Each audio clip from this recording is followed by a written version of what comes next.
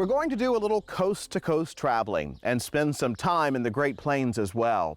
And we're going to pick a little produce to get us going. Now, we'd all love to get very fresh vegetables from our own gardens, but that's not always practical and almost impossible when the snow is flying in those winter months. But winter is the prime growing season for lettuce in one part of the Heartland.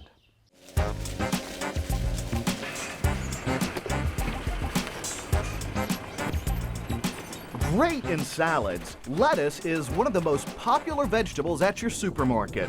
American farmers will produce 1/4 of the lettuce grown on Earth. But the green and leafy favorite is highly perishable, which means the challenge for growers is to pick it, pack it, and get it to consumers. I would say millions of people have eaten ours and our neighbors' lettuce grown in this area. The average American will consume about 30 pounds of lettuce each year. Much of it comes from these fields near Yuma, Arizona. We produce this product as a collective, and we all have pride in it. So we want the market to have a good reputation. On this late February afternoon, farm workers spread across the fields to harvest different kinds of lettuce, from iceberg to romaine. How soon will this be to a consumer? Will this be on someone's table? 2 days to 2 weeks, depending on where you're at in the U.S. or Canada. You service some of the largest fast food chains in the country. There's a bunch of growers here in Yuma that produce for companies that supply all of those large restaurant chains with consistent product throughout the year, day in, day out, the year round.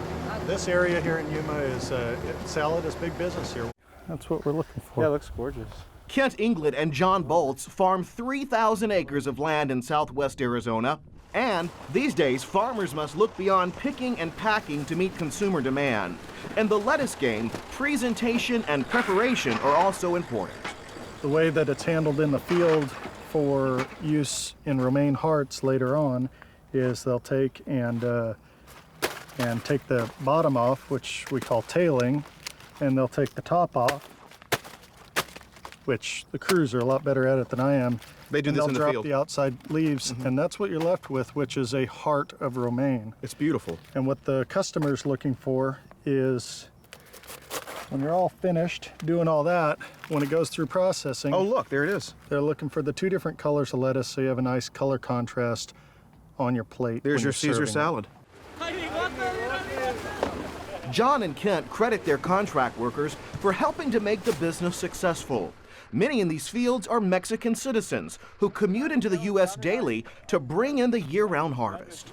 You know, hands-on stuff that people do, it's true craftsmanship trade, and to be able to do what the folks on this crew do or what some of our tractor drivers or irrigators do. A lot of people talk about ag labor not being skilled, whether you're driving a combine in the Midwest harvesting grain or you're cutting lettuce and trucking it to market. It's highly skilled labor. Come on, it's picnic time! Come on, Daisy! Come on, kids!